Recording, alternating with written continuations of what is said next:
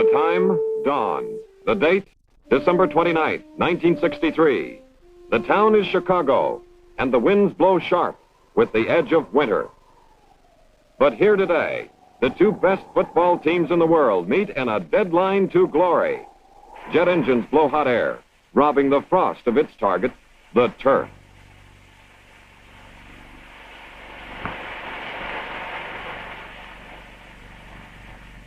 Even the pride of the Middle West, hay, has been used and must now be baled again and hauled back to the farm. But the bite of winter is nothing to these fans, here to see the championship of the National Football League. And for the man in the hat, this is truly a sentimental journey. The name is Halas, George S. Halas. He's coach of the Chicago Bears, champs of the West. Football he loves, and he plays to win, with ruggedness like this.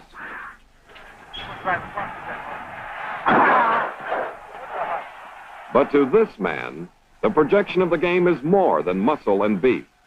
He's Allie Sherman, coach of the New York Giants, boss of the NFL's Eastern Conference champions. He knows about the force and the object, the irresistible, the immovable, or in football, the attack and the defense.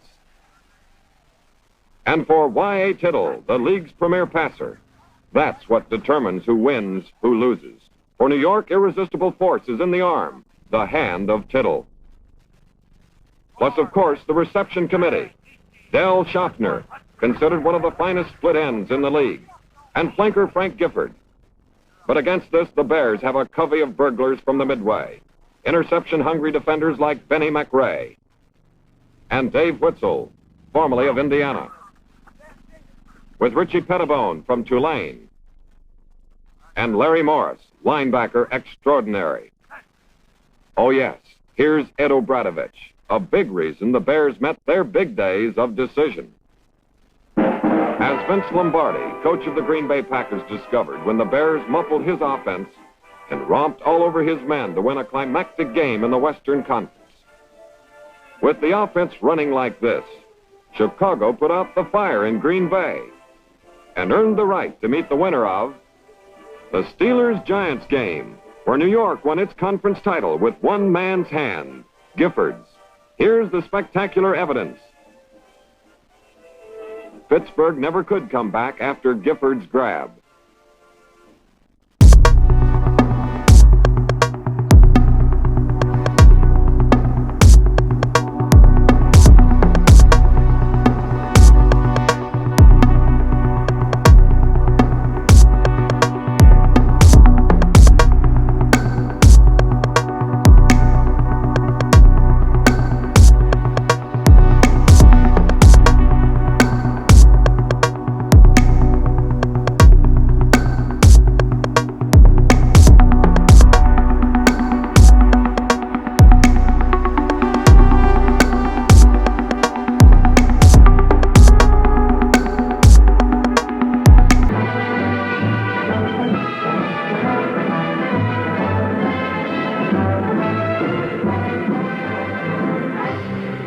Officially, it's 11 degrees. Unofficially, we'll call your own shots.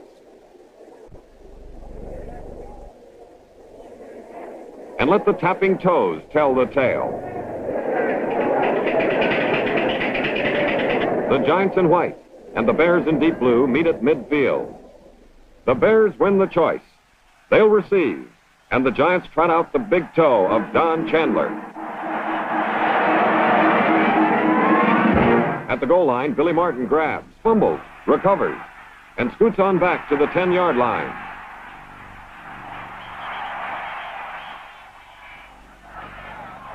For quarterback Bill Wade from Vanderbilt, it's the circle route and a first down for the Bears.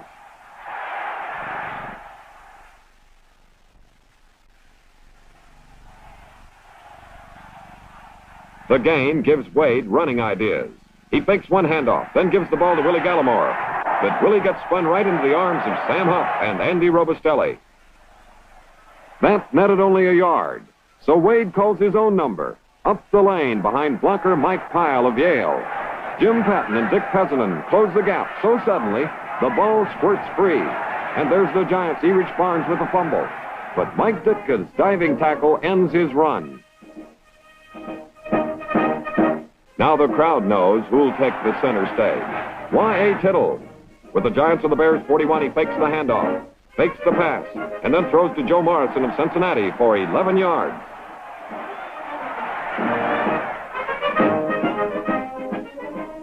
"200-pound Morrison gets another call, up the middle for 6 yards. Linebacker Joe Fortunato from Mississippi State slows him up, and little Roosevelt Taylor shoulders him down. But now the Bears know they've got unwelcome company deep in their own territory. Another call, another Morrison run. Tittle's going for the middle. He catches the Bears looking in, and then Y finds Frank Gifford going out with a touchdown pass. For Giants rooters, that's perfection. And so is the kick that Chandler rides home to make the score Giants 7, Bears 0. After a mere 7 minutes of play, here's Chandler back at the tee for the kick that Ronnie Bull takes at the 4 and gets 14 yards before Dick Lynch sends him sprawling. Now it's catch-up football for Wade, who goes right to fullback Joe Marconi. Patton slips off a block to bring him down. But kick the Bears must. A 40-yarder by Bobby Joe Green from Florida. Eddie Dove goes down on one knee, and Mike Pyle, number 50, does a forward-backward-forward routine to make the tackle. It's Tittle time to discover the best defense in the league. Y shoots back, but from the right, linebacker Larry Morris comes in on a streamliner, and down goes Y.A.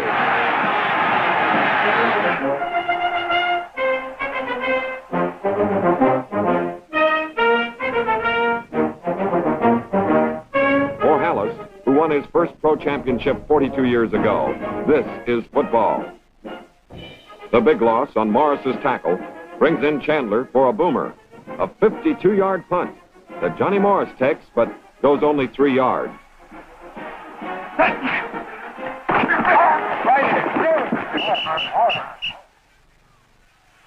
Bears ball. Wade signal. Gallimore sweep. Then Huff and Barnes. A fumble. And Pesselman swoops in to take it for the Giants. Y.A. comes back knocking. He finds his man, Schaffner. Dell catches 10 a year like this, but here's the one that got away.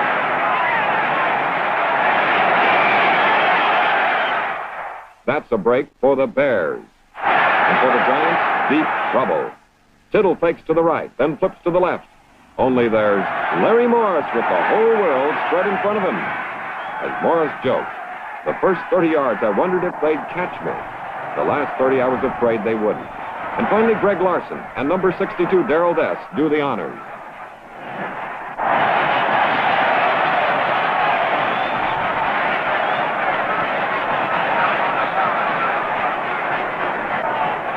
The Bears turn to Bull from Baylor. Sam Huff wrestles him down.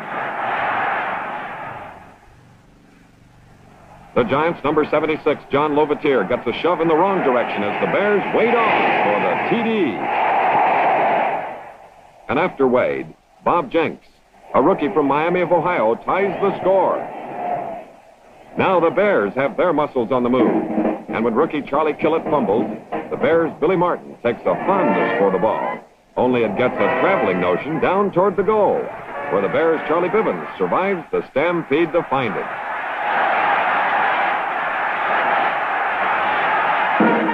It's great, until the Bears are called offside, and must do it all over again. As the second period starts, Dove and the ball stay together for 24 good yards.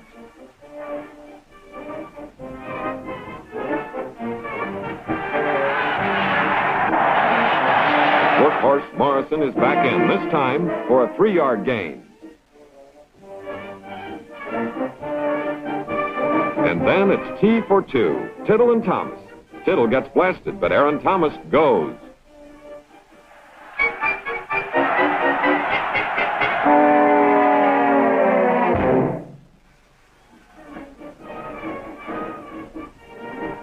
Other gains put the Giants on the Bear 3. Morrison starts for the goal, but from the left, huge Doug Atkins powers his way to the right to slice him down.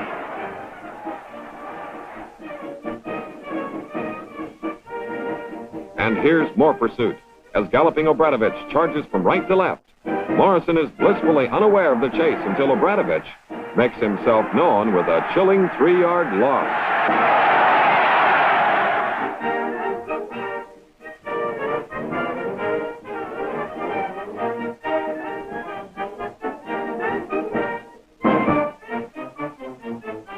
And chilled, the Giants are. Having tried 2 power plays, Tittle sets up the Bears. He hopes for this.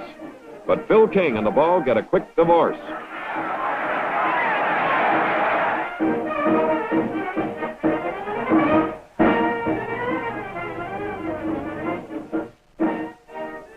The Giants go ahead with 3 points. Chandler makes them with a field goal. Never mind, says Hallis. The goal line stand shows who's boss. We're back to the Bull and the Bears. Ronnie Bull, who clutches Chandler's kickoff, drops it, finds it, and after 10 yards gets dropped himself by Barnes. The Bears finally give up the ball to the Giants, and Tittle sends Phil King through a king-sized hole, but Rosie Taylor smacks him down. Having found the door, Tittle lets King go back for another visit and another gain.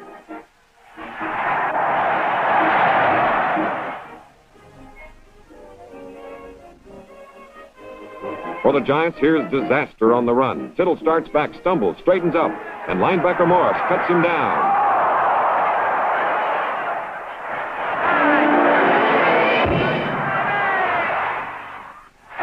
Tittle needs help from Hugh McElhenney. For the Giants, this is a moment of dread. What the mainspring is to a watch, so is Tittle to New York. What a place for a rookie.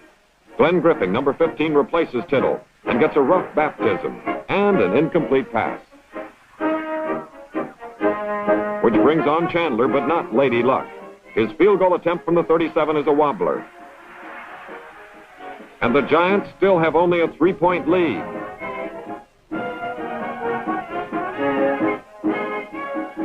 Wade's arm lines a needle-threading pass to a perfect button-hook pattern, with Angie Koya midway between Al Gursky and Dick Lynch. Wade warms up the airwaves with another, this time to Mike Ditka from Pittsburgh. But that was line's end, and the action slows to pinpoint the kick of the game. Green's 48-yarder that goes popping out of bounds. Just where? Well, seat of the pants is what they call a marker that can't be missed on the 2-yard line. That's a kick to remember as the half ends, with New York still leading. But the big question is, what about Tittle?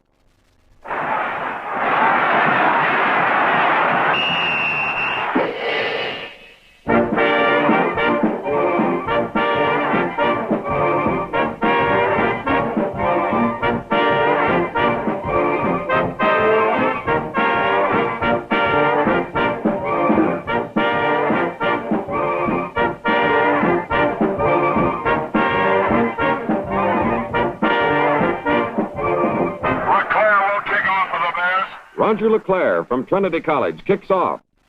Waiting is reliable 39 McElhenney from Washington. He barrels up the corridor with the shifting grace of the born runner. It's 46 yards of duty and maybe a touchdown if Taylor doesn't stop him.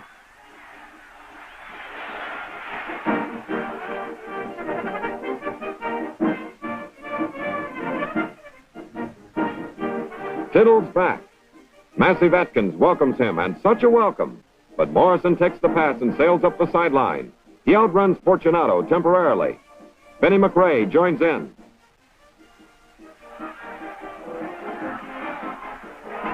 The ball tumbles loose, and the Bears' Bill George climbs aboard. Obradovich just can't believe it's still the Giants' ball. An opinion that Hallis can share with ease. For For Tittle, it's one more chance to pick the Bears apart with a pass ticketed for Schaffner. Only Dave Witzel is the middleman with a vital interception.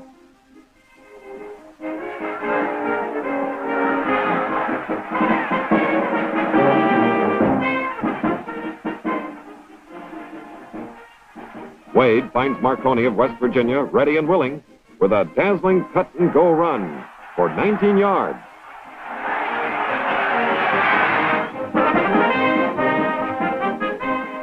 Come on, 28.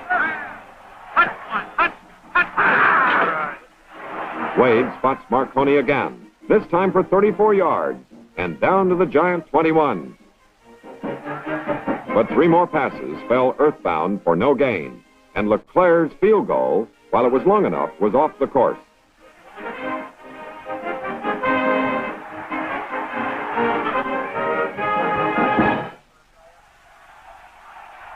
After swapping punts, the Giants come back on their 35.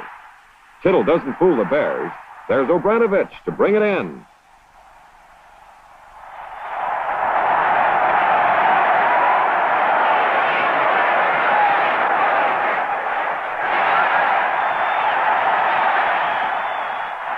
Wade's mission, take the Bears in for a score.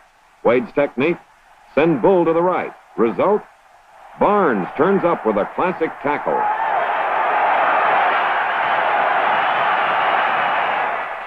But Wade's looking, thinking, and counting. A few steps back, a perfect pass to Ditka. And only Pessinen's never give up tackle saves the touchdown.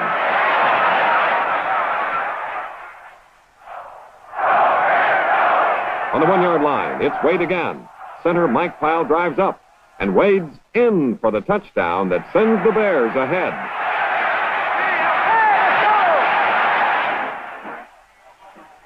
And an extra point. With the Bears in front, 14-10, LeClair's kick goes to Dove. There's touchdown in his thinking, but Benny McRae and Larry Glick banish that thought.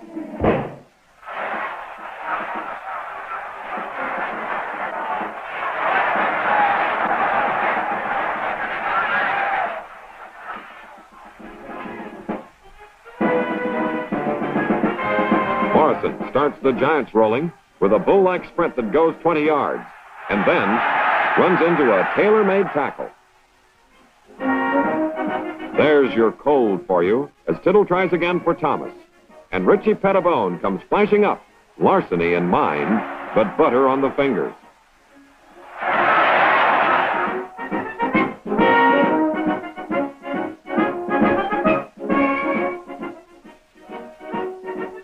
Number 33, Larry Morris, shakes a finger at the Giants. Tittle ignores him and lets fly. The bomb intended for sprawling Gifford floats on to nowhere. Tittle's looking, and when he sees Schaffner, he throws. Incomplete. Chandler gets the call again. Assignment, a high kick that'll let the Giants hit the receiver before he goes anywhere. Success? Ask Johnny Morris, who got just 2 yards. But as the fourth quarter opens, the Bears couldn't mount their attack, and the Giants are routing Morrison around left end. That's John Johnson, number 76, who pursues him and smacks the whole party to earth. On the next play, Johnson gets another hand on Morrison, who joggles on for 3 yards only to lose the ball. A fumble that Richie Pettibone is only too happy to take care of.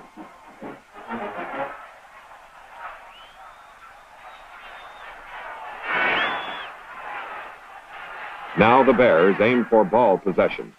Bull steers for 7 yards, and Huff puts him down.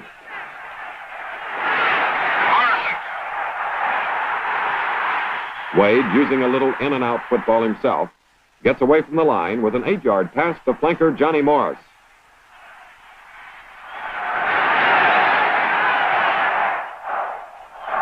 Bull, who's bread and butter for the Bears, slices himself another gain on the ground.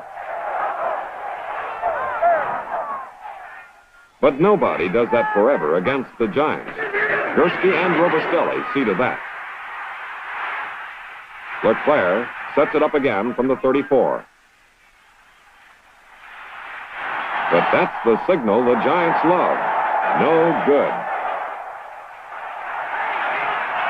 That big number 76 Johnson just loves to bring down Morrison, and here he does it with all 6 feet 5 and 260 pounds.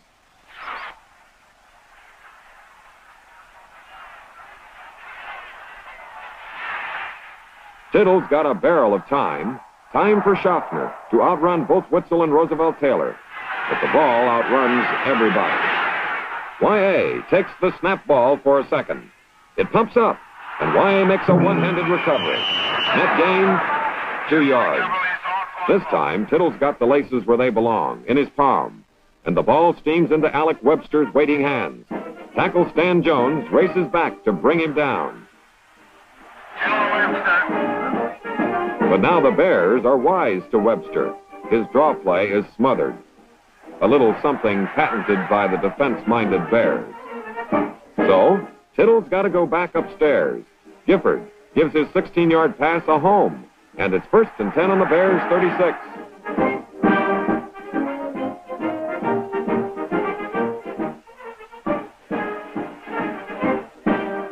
Tittle has the field to explore. He's all alone, and so is Aaron Thomas. Linebacker Morris, the player of the game, comes ricocheting in. He hits Tittle. The pass flutters like a wounded duck. Gifford slips. Benny McRae lights up the Rockets to take an interception, number 4. For the Bears now, this strategy. Keep the ball on the ground, but most important, keep it. Ronnie Bull slides by Jim Catcabbage, outruns Jerry Hillebrand, and makes his way for 12 big yards. Who stops him? Huff and Company.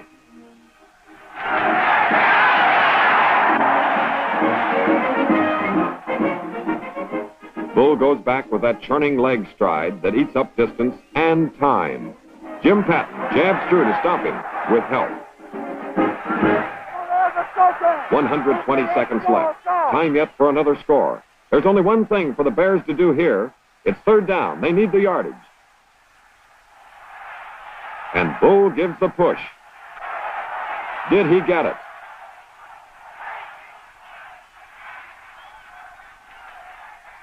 The Giants' Dick Lynch gives the word. A whole yard of words without speaking one of them. From the Bears' 43, punter Bobby Joe Green has one chore left: to kick that football as high, as hard as he can. McElhenney watches. He won't go near that ball. This is no time to lose it. The ball's in the Giants' 16. 84 seconds are left. The race is tightening. And Tittle lets Thomas catch the first one on the way to the goal.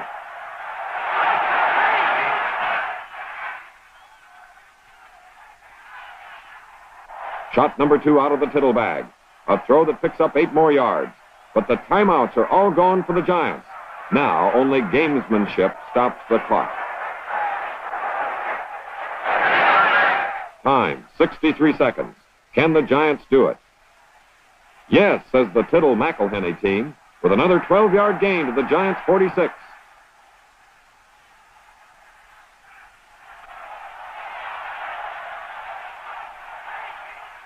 No huddle, just line up fast. And then throw the ball near a receiver, but out of bounds. It stops the clock. Time, 39 seconds. Play, Tittle to Gifford. Question, was the ball caught in or out? Ruling, out. Time, 32 seconds. Play, Tittle to Gifford. Result, 15-yard gain to the Bears' 39. But the clock is still running. Time, 17 seconds.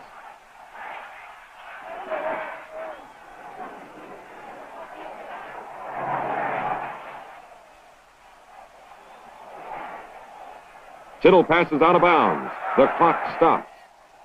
Time, 10 seconds. It's shoot the works, go for broke. The last pass. Target, Schaffner. But it's Richie Pettibone coasting back, interception number 5. The best defense in the league has done it again and made the Bears the world champions by a score of 14-10.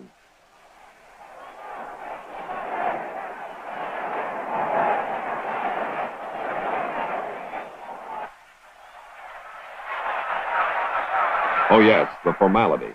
the last 2 seconds.